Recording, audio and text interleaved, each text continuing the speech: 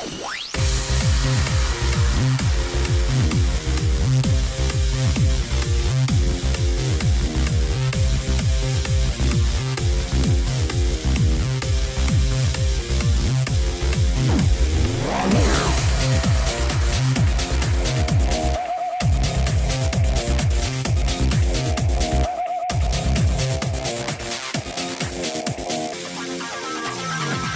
everybody, I'm Shawn Hilton, host of Geek Storm, and this is my lovely co-host, returning from the abyss, April Thatcher. She got like the right up, down on her Nintendo controller, escaped, got out, now she's back with us. Yeah.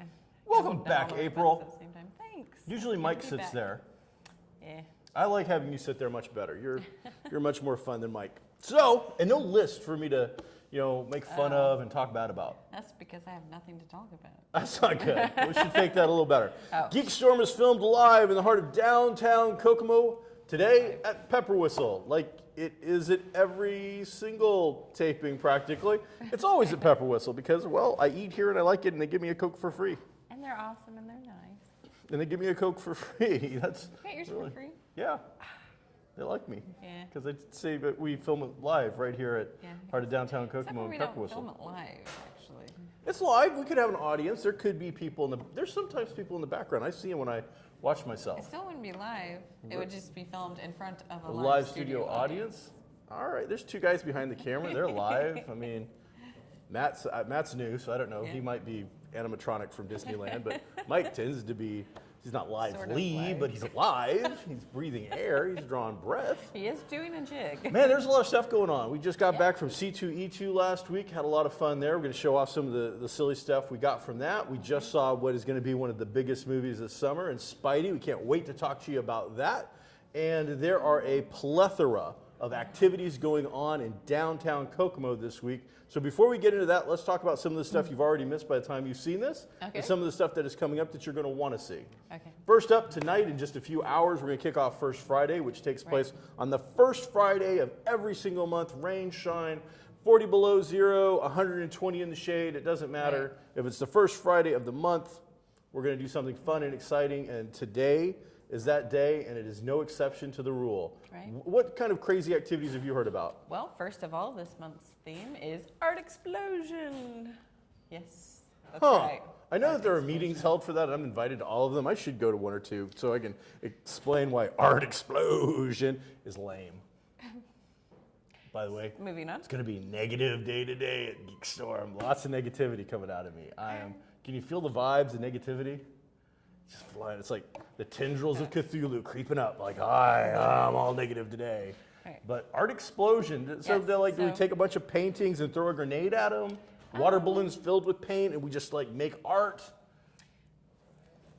Not all of the stores. Yes, a little bit. Like breaking into some Beetlejuice. There you go.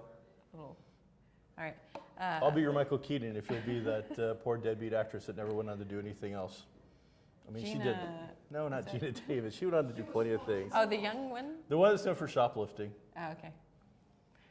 See, if it's Mike, that's me throwing. See, it's me treating you like Mike, because I don't care. All right. You're supposed to give us the actress. We go back and forth, and then we make fun of. I was coming to kill you. I loved you. I was coming to kill you, and then we throw out some movie lines. All right, you're not Mike. I'm it's sorry. okay. It's okay. I'm glad. It's okay. So Whoopi Art Explosion. Goldberg reference. Art Explosion. Not all of the businesses are participating in an Art Explosion type manner. Okay. But there are a lot of events going on. You can conduct your own quartet.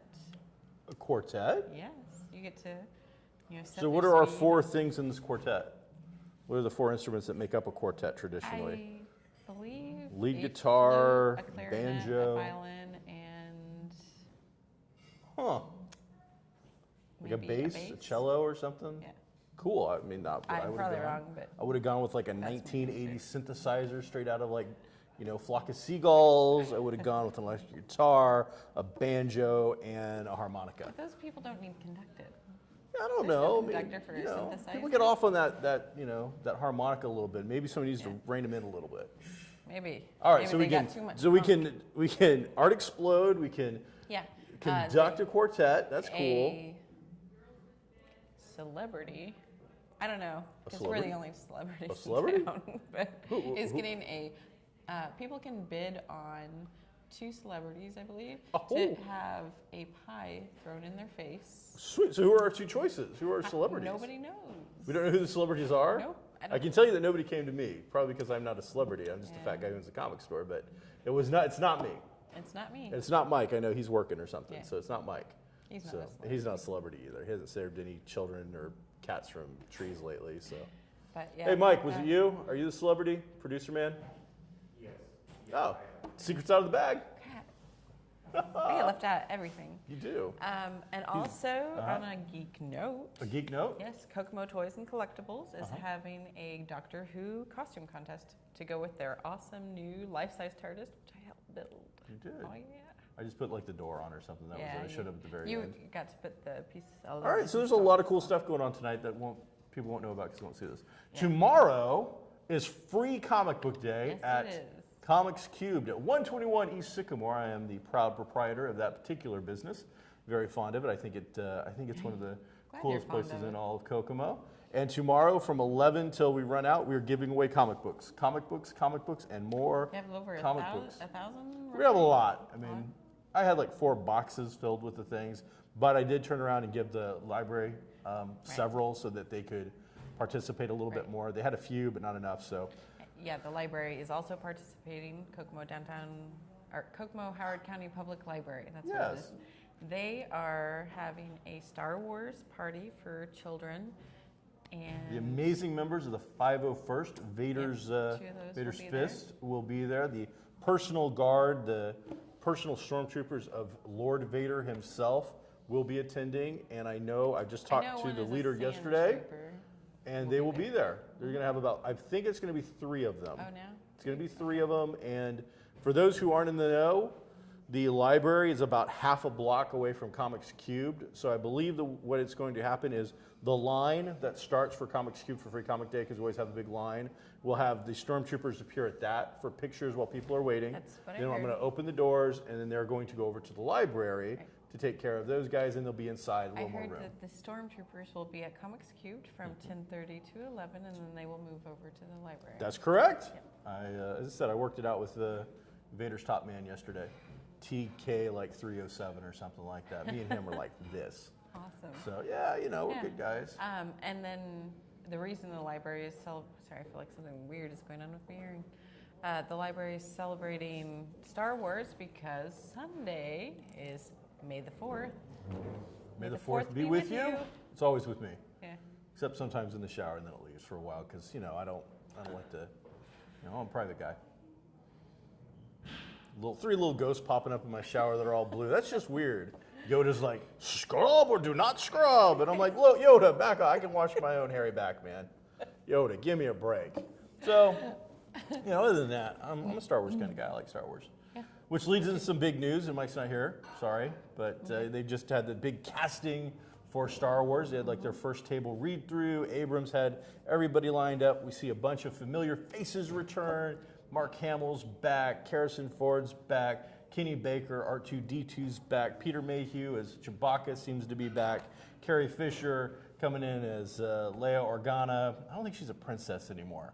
I don't know, do you get stripped of the title? And does that make, now is he like Prince Skywalker now that he knows that he's related? Or is it because she was adopted by the Organas that she's really a princess, but by blood she's not? It's very confusing, but they're all back, and then several new faces, and some of the ones I'm very excited about. Andy Serkis is back, a guy who did the motion capture for Gollum. Max von Sydow? Ming the Merciless is going to be in it. So, yeah, sure, he's got a name, but in my heart of hearts, he will always be Ming the Merciless. So, and then several other CW-looking young types that That's I honestly exactly what I couldn't thought when I pick saw out of the lineup. And some controversy. There's been, of course, Facebook controversy, which isn't real controversy. That's a guy bored at work and not doing his work. What? Are you okay there? I'll just cover for you. Don't worry about it. I put it on the little wrong side. controversy going around. There's only like one female in the cast. How unfeminine is it? Except I pointed out, in the first movie, I remember Aunt Beru getting blasted into pieces, and then Princess Leia. Now, I'm sure, and for those who don't know, Greedo was played by a woman. I don't know if Greedo was a woman, but then again, for all I know, half of the Chewbacca could be a chick. I don't honestly know. I never lifted up the fur to find out.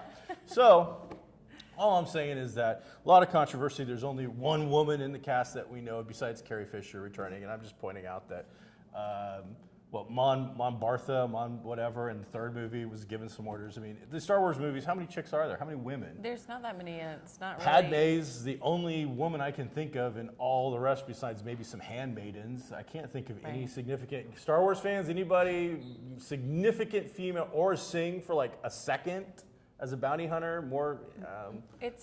People complaining about the lack of female characters in Star Wars.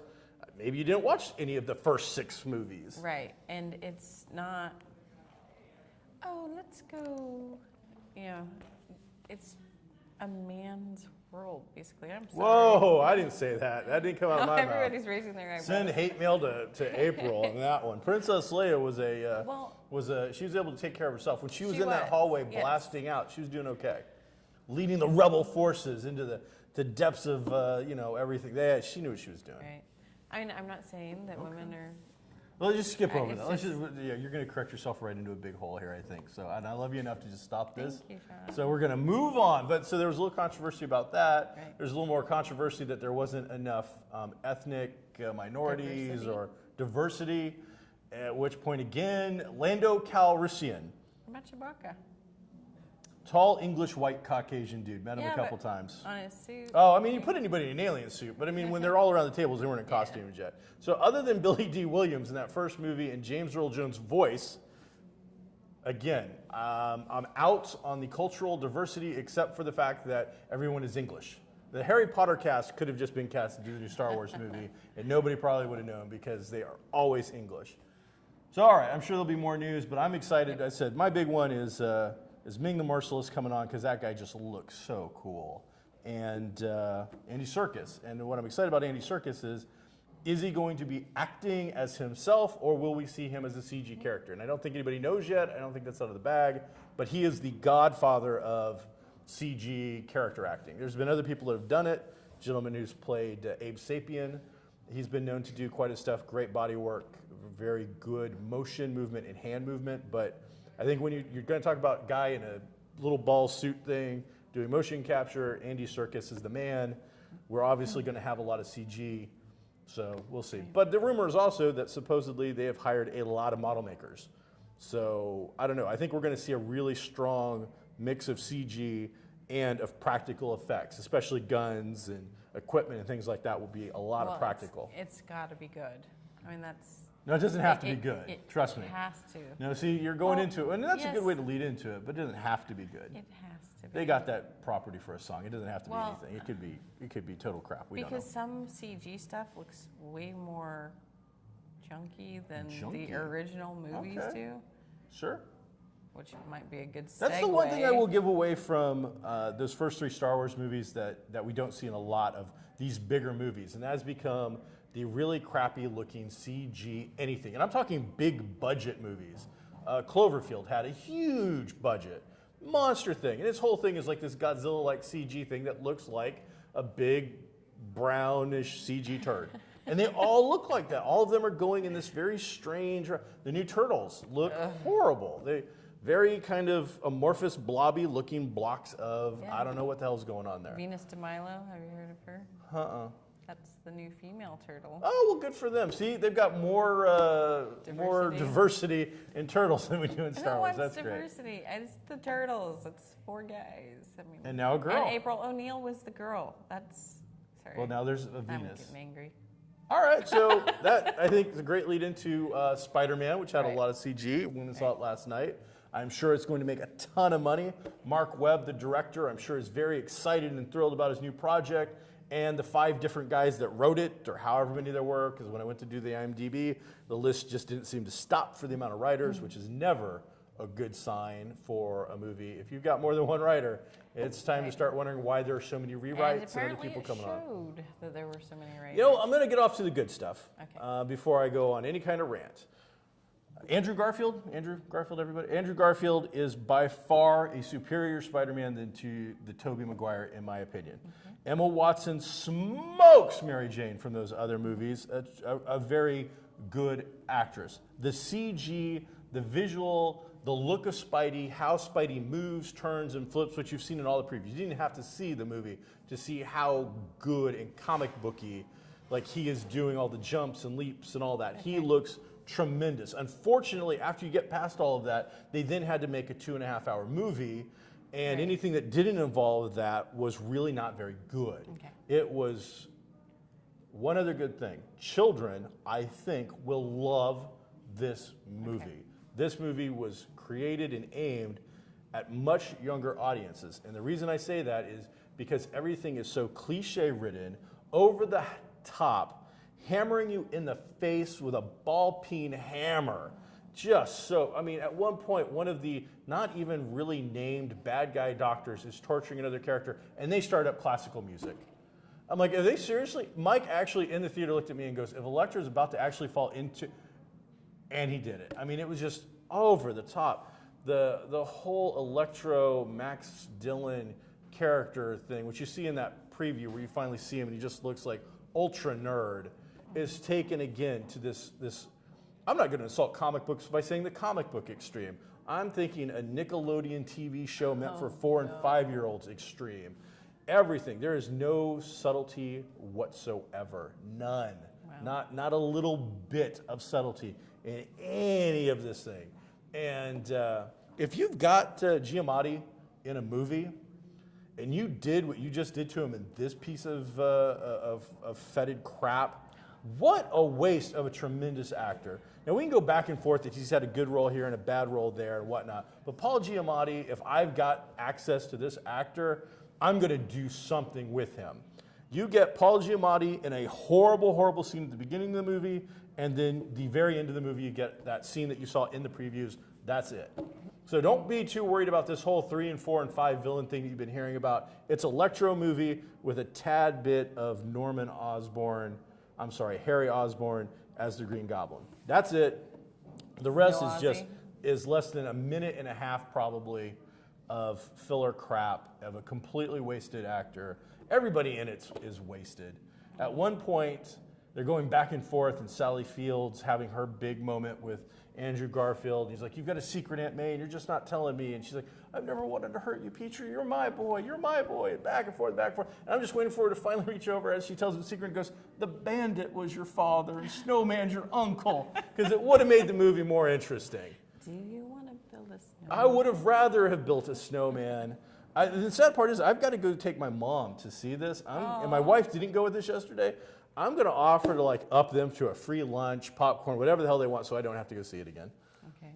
Well, I didn't see it, but I haven't been looking forward to it at all because the previews, the CG was so horrible. And that is I can't deal with that. It depends on which CG we're talking about. I think the Spider-Man. I think Spidey looks great. I think he looks when he's like moving, a cartoon. It's very heavily CG. It looks like it's low resolution. It looks. I don't know. Once I saw it in the 3D, and once he's moving in fluid, I said I was very impressed. He comes across as a comic book. The whole thing is very comic booky, but like 60s, 70s kind of comic booky. Where again, there's no. That's my biggest complaint was there's nothing subtle. It is always just hitting you as hard as they can over the head with it, and it's just like. Wow, you know what? They made this for children and stupid people. That's who it was made for. Now, I'm not saying that everybody's not going to enjoy it. Spider-Man fans are going to love it. Don't want to think while they watch a movie. Oh, yeah, you don't have to think. That's taken right out of the equation. Okay. Every time that they had a chance to do an interesting twist, they just chose to not do it. They had a map from A to B to C, and that's where we were going. We weren't going to switch anything up. We weren't going to surprise you at all. We weren't going to do anything to change it or make it more interesting. We weren't going to bother, so they didn't, and that's what we got.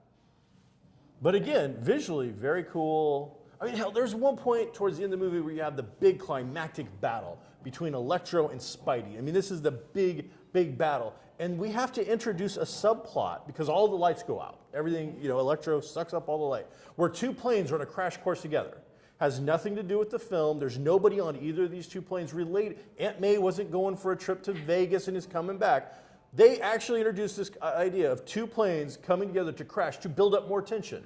You didn't have enough tension between Electro and Spider-Man. If you don't have enough tension when Electro and Spider-Man are having their showdown fight, that you have to introduce some really poorly conceived concept to ratchet it up more. Your writer didn't do his job, and your director, well, he checked out before the credits even began in the initial part. So I didn't really enjoy Spider-Man 2 very much. Again, I think that we're getting the best Spidey. The lines are great. His 1990s/2000 version of a Peter Parker and Spider-Man, I think, come across really, really well. Emma Watson in several scenes looks like a Gwen Stacy from the mid to late 60s and 70s in the way they've done her costume and whatnot, but still updated to blend into 2014 very well. The rest of it is just garbage and felt horrible.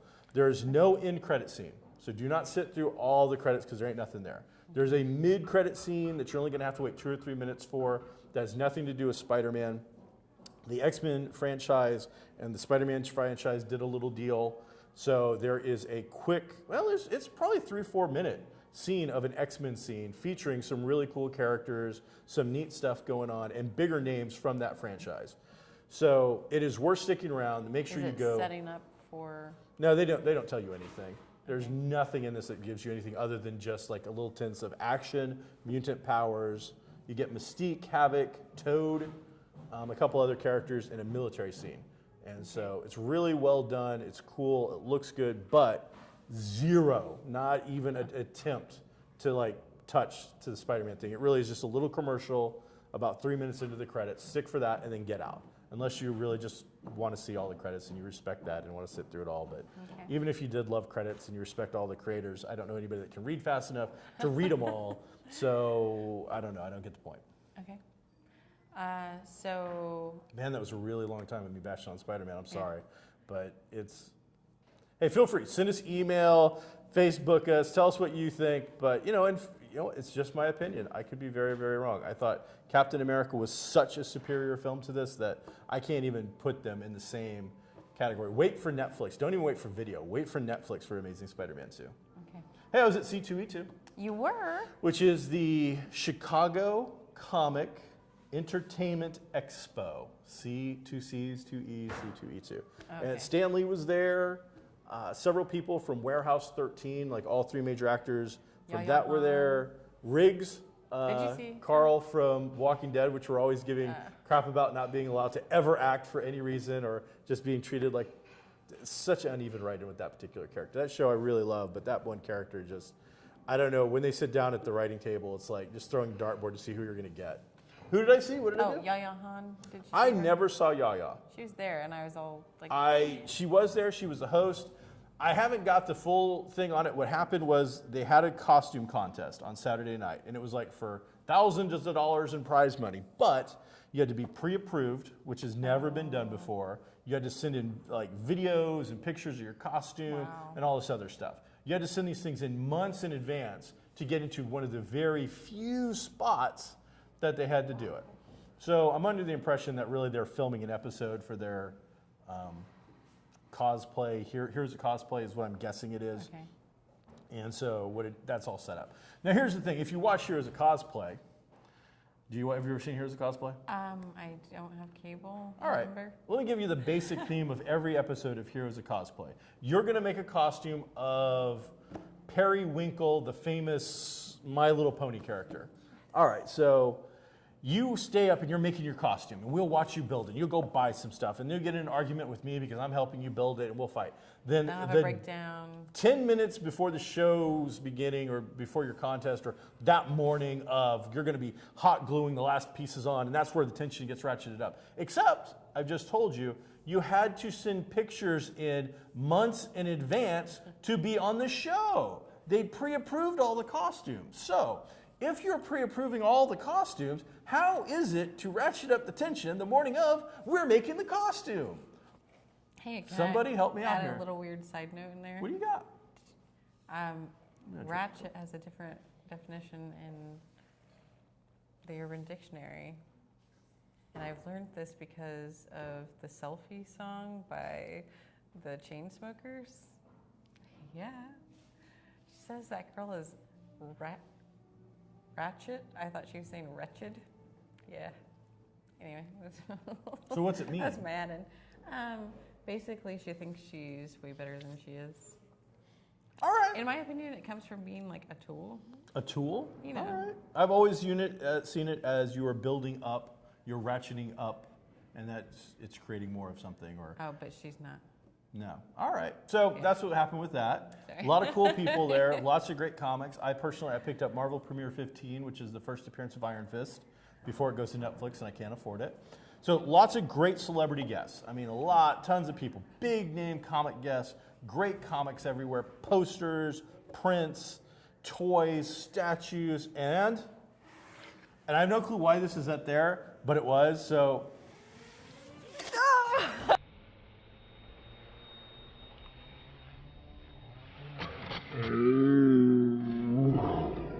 that's as good as I fly it. But remote control helicopters in the middle of the comic book entertainment expo. Again, why that's there, I don't know. See if I can get her in the face this time. But, I mean, yeah, why is that at the comic expo? I don't know. But it was there, so I had to buy it. I'm like, that's just the goofiest thing. It'll be Awesome. I'm sure it'll be flying around Comics Cube, buzzing people, and There. if we hit You'll you, get better. You get a discount. I probably won't. But now this week in gaming, a new product is out. It is called Ninja Dice. Now it's actually not called Ninja Dice. It's called Ninja Dice, and it comes in this super cute, cool little With the carrying little case. The tie of his little mask. Little ninja thing. So you get like a cute little thing to begin with. I want to say this is under $20. It's a dice game, and it's very similar to Dungeon Roll, which I think we talked about. It comes with, you're going to steal coins from people, and so you get the little plastic coins to go with it. And the idea is that you're rolling the dice, and you're creating a house. Oh, this looked like the same dice. Same kind of dice. Yeah. You're going to create a house, and the ninja's going to go in, and he's going to get bypass this thing. So when I say you're going to create a house, there's like a lock, or there might be a civilian, or there could be some guards. And what you're going to do is you're going to roll up all your ninja stuff, and you're going to come up with this stuff to defeat the lock, and it's exactly to the sneak past same this, or to kill the concept. guards. Okay. And then there's these white dice that are used with different colors on them, that the other players roll to steal stuff from the ninja who's currently doing it. Okay. And what's cool about this is there's a little mechanic, and on the die, which you can't see, but we'll give some to Mike, maybe you can get a picture of it, there's a line. See the little line? So when you roll the dice, anything that's on the side of this line can be affected by it, but anything not on the side of the line can't be affected. So you draw a little imaginary line, so in this case, like everything can be affected by it. But if it had landed here, these two dice could be affected by it. And the idea is you go into the house and you get gold for doing it. Bigger houses have more dice, and it's a lot of fun for something so silly. Yeah. I could never figure out that dungeon Dungeon whatever. Roll? That's a Yes. fun little game. But these very quick dice games, I think, are becoming kind of a new fun side niche in the hobby for people who are waiting to play the game they actually showed up to play. So if you showed up to play D&D and nobody showed up yet, you pull out something like Ninja Dice or Dungeon Roll, you play. Right. If you're playing in like a Magic tournament and you beat your guy in like 3 minutes, which can be happening, but it's a 30 to 45 minute period between games, you can pull out Ninja Dice if you don't want to keep playing your decks and stuff, and just have a quick game in between. So a lot of fun, cute little carrying case. I'm going to have it. I believe Goblin Games will probably carry it, and we'll be doing demos at Comics Cube sometime in the near future. We've got our demo that we got that was from a Kickstarter. Oh, okay. So it And actually so is came the in. dungeon. Dungeon Roll came from a Kickstarter initially. Now they're both available for sale. So coming up this month is in Pepper Whistle. At Pepper Whistle? The Game Day? Geek Game Night, May 21st, I believe, the third Wednesday of every month at Pepper Whistle. We have Geek Game Night where we demo games, we show games. You can bring a game. We have a lot of people showing up for this one. This one's going to have a lot of firsts. This will be the first time that we've got Randy Smith coming in. He is going to demo a World War I and World War II airplane game. You'll actually get a little model about that big of a World War I airplane, and that's your figure, and you will be trying to shoot down the other players of the game while they're trying to shoot you down. and Comics Cubed is going to offer a prize to the ace. Whoever gets the most kills or shoots down the most planes during the game is going to win a prize from us. We're also going to have our first demonstration of a miniatures historical game. So the little figures all painted up, going through Normandy or something like that in World War II. It's going to be Germans versus the GIs. Going to have a little battle set up to teach people that. I want to try this. And there's talk of having our first RPG role-playing game test as well. So some great first things going on. That's about all we got, I think. I think April's going to try to kill me now with a helicopter. And so Yeah. I'm Shawn Hilton. This is Geek Storm. April Thatcher. We'll see you next week when we're going to be talking about, what the hell's that new show called? Penny Dreadful, which is free on Hulu, so you can get a chance to see that because it's free on your computer. And that could be your homework. We'll start talking Coming about up is, some of the finals episodes of stuff on television. Mike's going to be really big into he'll have that. to be here for that. I'll be interested in telling you about some of the brand new upcoming television shows that are going to hit this summer and that kind of thing. Next Friday, the 9th, is the Kelly Miller Circus at Future Park. Show times are 4:30 and 7:30. Looks awesome. That's it, people. That's all we got time for. We're already over on time. Be groovy. See you next time. Have fun. Shawn Hilton, April Thatcher. Geek. Goodbye.